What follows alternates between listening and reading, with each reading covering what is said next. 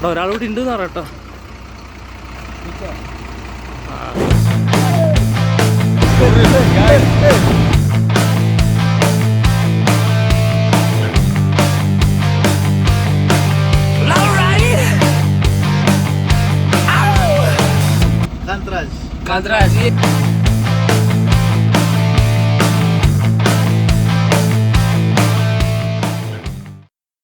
Hi. So ഈ video എന്ന് പറയുന്നത് ഞങ്ങളൊരു 3 കസിൻസ് ഞങ്ങൾ ഒരുപാട് കാലമായിട്ട് ഒരുമിച്ച് ഒരു ട്രിപ്പ് പോകണമെന്ന് പ്ലാൻ ചെയ്യുന്നു. പല പല വെറൈറ്റി പ്ലാൻസ് ഓരോ കൊല്ലവും കൊണ്ടുവരും, പക്ഷേ ട്രിപ്പ് മാത്രം നടക്കില്ല. ബട്ട് ഈ പ്രാവശ്യം ആ ട്രിപ്പ് നടന്നു. ആ ട്രിപ്പിനെ പറ്റിയാണ് ഈ വീഡിയോ. ആൻഡ് നിങ്ങൾക്ക് ഇതുപോലത്തെ ഒരു ഫ്രണ്ട്സ് ഗ്രൂപ്പ് ഉണ്ട്, ഇതുപോലത്തെ പ്ലാൻ മാത്രം നടക്കുന്ന ഒരു ട്രിപ്പ് ഉണ്ടെങ്കിൽ ആ ട്രിപ്പ് ഓണാക്കാനുള്ള ഒരു പ്രോ ടിപ്പ് നിങ്ങൾക്ക് ഞാൻ കാണിച്ചു തരാം. ഇങ്ങനെയാണ് ഞങ്ങൾ ചെയ്തത്. എടാ, നമ്മൾ കുറെ ആയില്ലേ ഒരു മൂകാംബിക കൂടെ യാതൊരു ട്രിപ്പ് ഇടണമെന്ന് പറയുന്നത്. ഈ പ്രാവശ്യം അവിടെ ഉത്സവം കൂടി ആ വൈക്ക് കൂടെ യാതൊരുക്ക് കയറിയല്ല. ഞാൻ റെഡിയാണ്, പക്ഷെ ഒറ്റ കണ്ടീഷൻ. ഈ ട്രിപ്പിനെ പറ്റി ഇനി പോകുന്നതിന്റെ തലേന്ന് മാത്രം നമ്മൾ പറയാൻ പാടുള്ളൂ. ഓക്കെ, എന്നാ മറ്റവനെ വിളിക്കേ. ഹലോ എടാ, ഇപ്രാവശ്യം നമ്മൾ എപ്പോഴും പറയുന്ന ആ മൂകാംബിക കൂടെ യാതൊരു ട്രിപ്പ് പോവാൻ കേട്ടോ. നീ എന്താ? ആ ഞാനുണ്ട്. ഓക്കെ.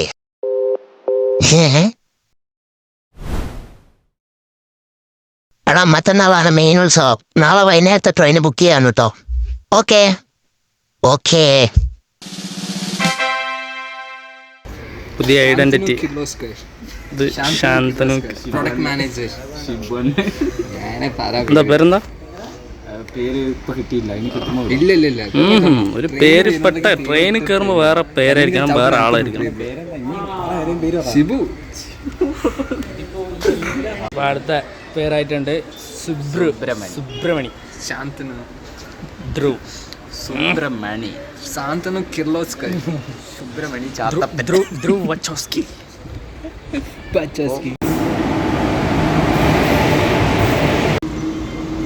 എൻ്റെ തെണ്ടികളെ വിശ്വസിച്ച് ട്രെയിൻ മാറി കയറിയിരിക്കുന്നു. ഇപ്പൊ വേറെ എവിടെ എത്തിയാനെ? കറക്റ്റ് ടൈമിന് ഞാൻ ഇതാക്കിക്കൊണ്ട് രക്ഷപ്പെട്ടു. അപ്പോൾ വടകര എത്തിയിട്ടുണ്ട്. വേറെ എവിടെ എത്തേണ്ടതായിരുന്നു. ഭാഗ്യത്തിന് എസ് എന്ന് പറഞ്ഞ കമ്പാർട്ട്മെന്റ് ഇല്ലാണ്ടായിപ്പോയി. ഇല്ല, ഇപ്പോൾ വേറെ എവിടെ എത്തിയിട്ടുണ്ട്.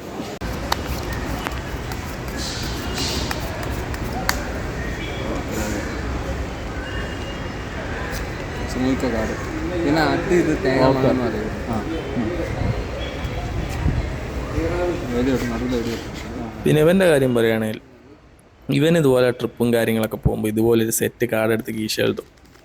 റാൻഡായിട്ട് കാണുന്ന ചിക്സിലും വളക്കലാണ് മെയിൻ ഉദ്ദേശം. പിന്നെ തരക്കേടില്ലാത്ത ട്രിക്സും അവൻ്റെ കയ്യിലുണ്ട്, അതുകൊണ്ട് മോശം പറയാനാവില്ല. അത്യാവശ്യം എഫേർട്ട് ഈ കാര്യത്തിൽ അവൻ ഇട്ടിട്ടുണ്ട്.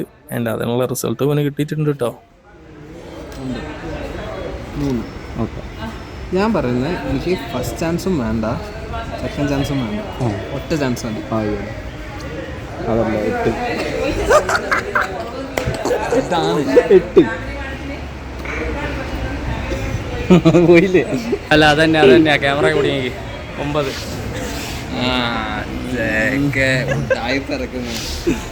എവിടെ വേണം വെച്ചു, എവിടെ വേണം വെച്ചു.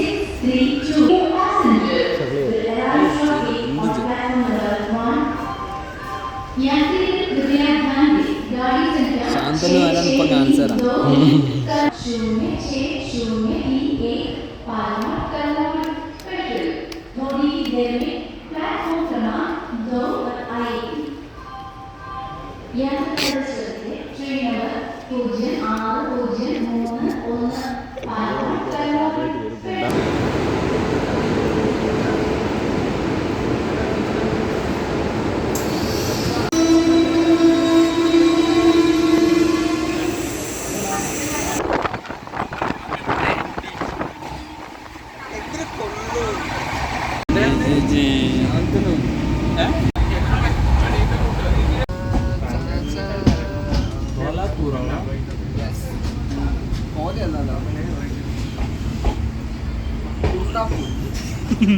ഗൈസ്, തിരികെയാണ് കുണ്ടാപുര, നല്ലൊരു പേര്.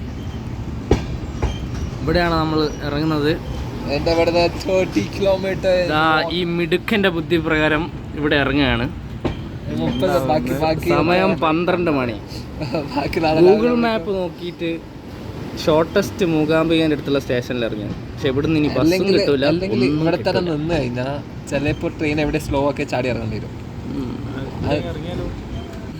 ഇവിടുത്തെ ട്രെയിൻ സ്റ്റേഷനിൽ ഫുഡ് കഴിക്കാൻ സ്ഥലം പോലും ഇല്ല. കുണ്ടപുരത്ത് ഏതൊരു പട്ടിക്കാടാണ്.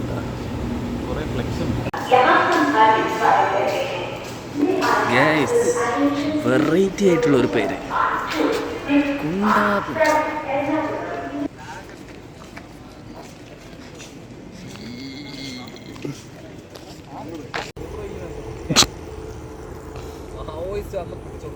അങ്ങനെ സ്റ്റേഷനിൽ ഒരു 1.5 കിലോമീറ്റർ നടന്നപ്പോൾ തന്നെ ചെറിയൊരു മെയിൻ റോഡിലെത്തി.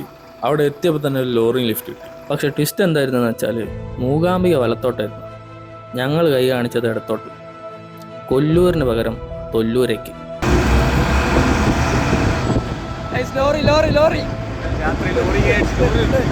ലോറി ലിഫ്റ്റ് കിട്ടിയ സന്തോഷത്തിൽ ഞങ്ങളത് അത്ര ശ്രദ്ധിക്കാനും പോയില്ല.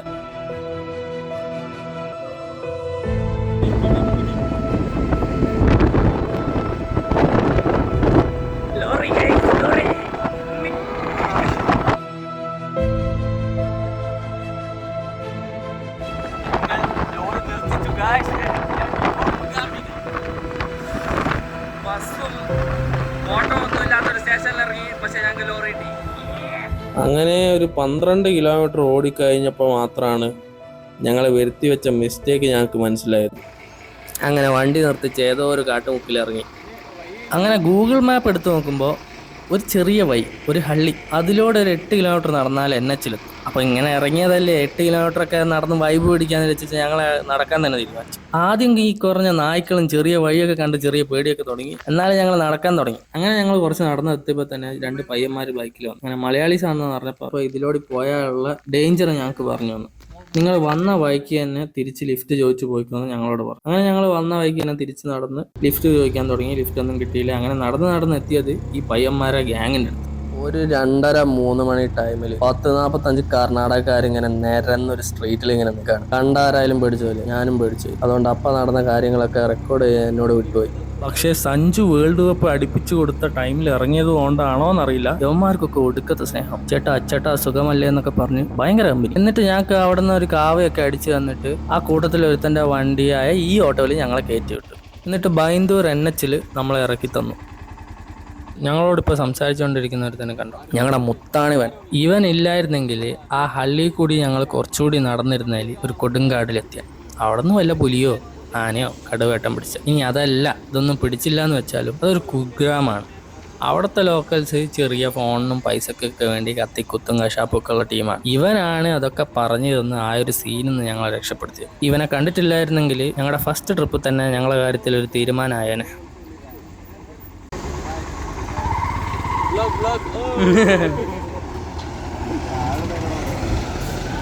അതിനുശേഷം ഒരു കാർ ലിഫ്റ്റ്. ഇങ്ങനെ കയറിയപ്പോഴേ കന്നഡയിൽ കാര്യമായിട്ട് എന്തൊക്കെയോ ഞങ്ങളോട് പറയുന്നുണ്ട്. ഞങ്ങളും തിരിച്ച് അതുപോലെ കാര്യമായിട്ട് കുറേ കാര്യങ്ങൾ മൂപ്പരോട് ഡിസ്കസ് ചെയ്യുന്നുണ്ട്. പക്ഷെ മൂപ്പർ പറഞ്ഞ കാര്യം ഞങ്ങൾ പറഞ്ഞ കാര്യം മൂപ്പർക്ക് മനസ്സിലായിട്ടില്ല എന്നുള്ള കാര്യം ഉറപ്പാണ്. എന്തൊക്കെയാണെങ്കിലും കമ്പനി ആവാൻ വേണ്ടി 2 സൈഡിൽ നിന്നും നല്ല രീതിയിലുള്ള എഫേർട്ട് വന്നിരുന്നു. ഒരാളോട് ഉണ്ട് കേട്ടോ. ഫൈനലി ഒരു 3-3:30 ആയപ്പോൾ മൂകാംബിക അമ്പലത്തിൻ്റെ മുറ്റത്ത് വരെ എത്തുന്ന ഒരു ലിഫ്റ്റ് ഞങ്ങൾക്ക്.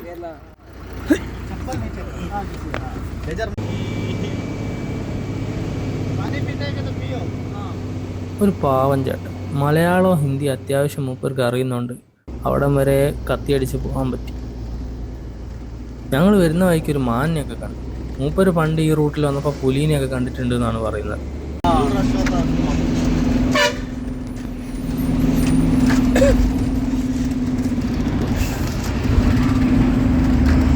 वो तो फेस्टिवल की सीजन भी है ना? फेस्टिवल हाँ.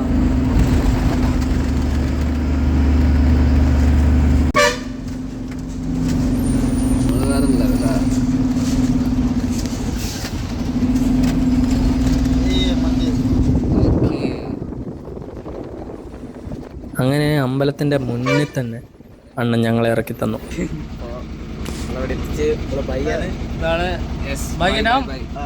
आपका नाम? कांतराज। कांतराज। ये कांतराज की एक फोटो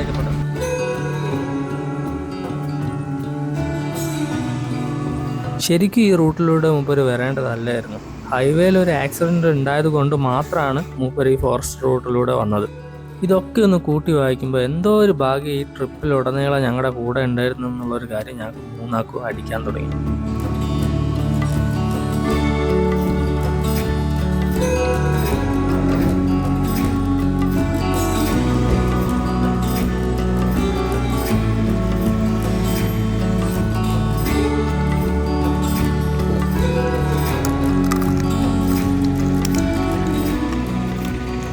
അങ്ങനെ ഞങ്ങളായിട്ട് പിടിച്ച വള്ളികളൊക്കെ തരണം ചെയ്തതിനു ശേഷം മൂകാംബികയുടെ രഥോത്സവ വേദിയിലേക്ക്.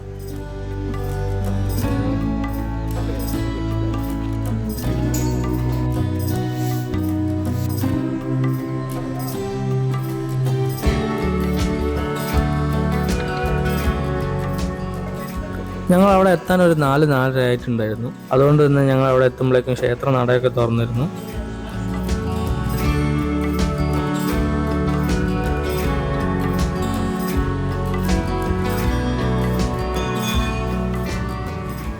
ഈ രഥം ചെറുപ്പത്തിൽ കണ്ട ഒരു ഓർമ്മ എനിക്ക് എവിടെയോ ഉണ്ട്. പണ്ട് എൻ്റെ ഡാഡി കൂളിൻ്റെ കൂടെ ഞാൻ ഇവിടെ വന്നിരുന്നു. അന്ന് കണ്ട പല കാര്യങ്ങളും എന്നോട് മറന്നുപോയിട്ടുണ്ടെങ്കിലും ഈ രഥത്തിൻ്റെ ഓർമ്മ ക്ലിയർ ആയിട്ട് എൻ്റെ ഉള്ളിലുണ്ട്. പ്ലസ് അന്ന് ബണ്ണി ഇറങ്ങിയ ടൈം കൂടിയാണ്.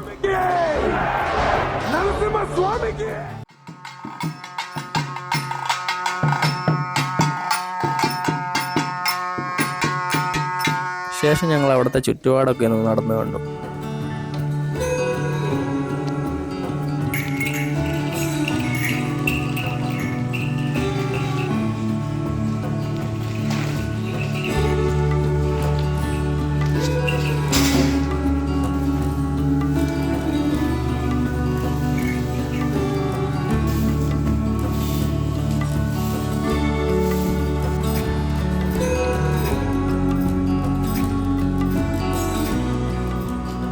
അങ്ങനെ ഒരുത്ത സൈഡായിട്ടുണ്ട്. ഇതെല്ലാം 2 സൈഡായിട്ടുണ്ട്. തലയണച്ചിട്ടാണ്.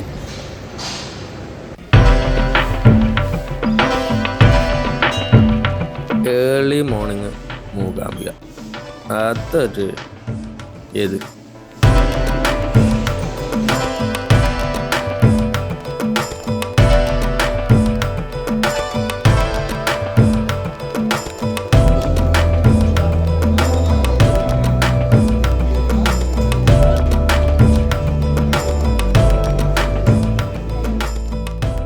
ഈ ബീറ്റ് നിങ്ങളൊന്ന് കേട്ടു.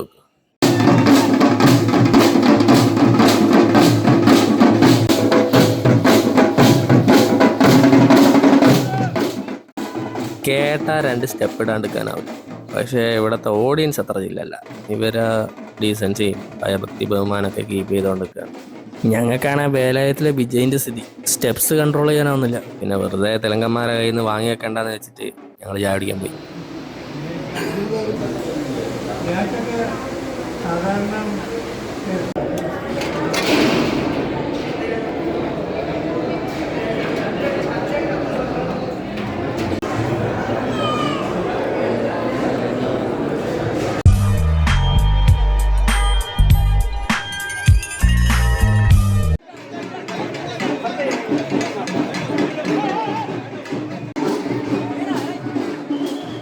അപ്പോൾ എന്താ പരിപാടി എന്ന് വെച്ചാൽ ഇവരെ കയ്യിൽ ഈ വിഗ്രഹം കണ്ടോ, വിശ്രയൊക്കെ വീശി കൊടുക്കും. ഈ വിഗ്രഹം എടുത്ത് രഥത്തിൻ്റെ ഉള്ളിലേക്ക് കയറും. അതിനുശേഷം ലൈറ്റായിട്ടുള്ള ഒരു പൂജ കഴിഞ്ഞിട്ടാണ് രഥം വഴി.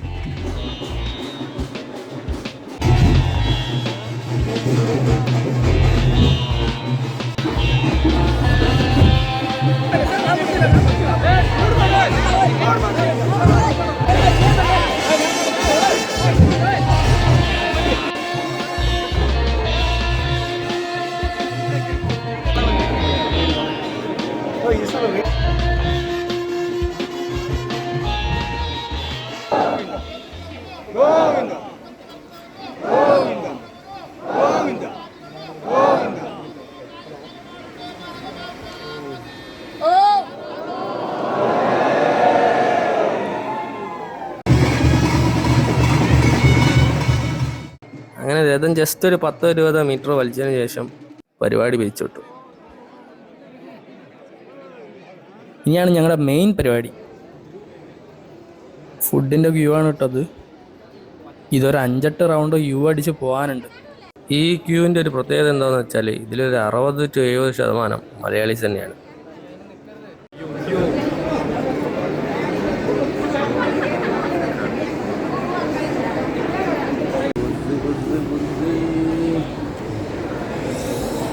നെക്സ്റ്റ് ഇനിയുള്ള പരിപാടി എന്ന് വെച്ചാൽ നേരത്തെ ആദ്യം ഇരുന്ന സ്ഥലത്തു നിന്ന് രഥം വലിച്ചെന്ന അമ്പലത്തിൻ്റെ കവാടത്തിൻ്റെ മുന്നിലേക്ക് എത്തിച്ചതാണ്. ഇനിയാണിത് വലിച്ച് 1.5 കിലോമീറ്റർ കൊണ്ടുപോകാൻ പോകുന്നത്. ഈ കൊണ്ടുപോകുന്ന 1.5 കിലോമീറ്റർ മൊത്തം ഇതുപോലെ പൂട്ട് അലങ്കരിച്ച് വെക്കും. ഞങ്ങൾ മൊത്തത്തിലുള്ള ആംബിയൻസ് ഒന്ന് കിട്ടാൻ കറങ്ങാൻ ഇറങ്ങി.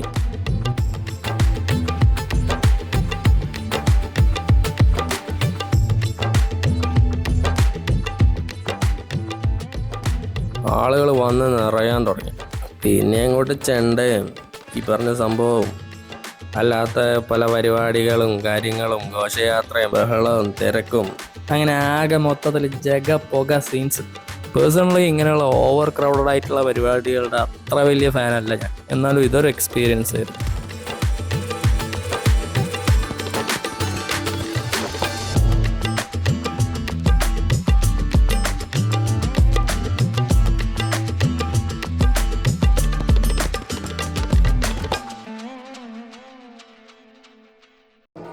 അങ്ങനെ രഥോത്സവവും ഘോഷയാത്രയൊക്കെ കഴിഞ്ഞ് ഞങ്ങൾ സ്റ്റേജിൻ്റെ തൊട്ടടുത്ത് തന്നെ തമ്പടിച്ച്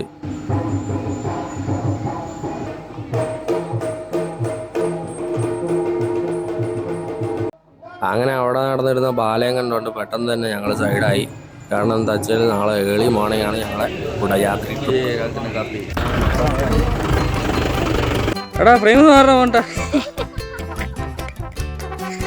സോ ഇതാണ് ശങ്കരാചാര്യ സ്പോട്ട്. ഇത് വേറെടാ ഇവന്റെ ചുണ്ണാമണീൻ്റെ ഒരു എക്സ്ക്ലൂസീവ് കിട്ടിയിട്ടുണ്ട്. ഒരു 1/2 മണിക്കൂർ മെഡിറ്റേഷൻ അവിടുത്തെ.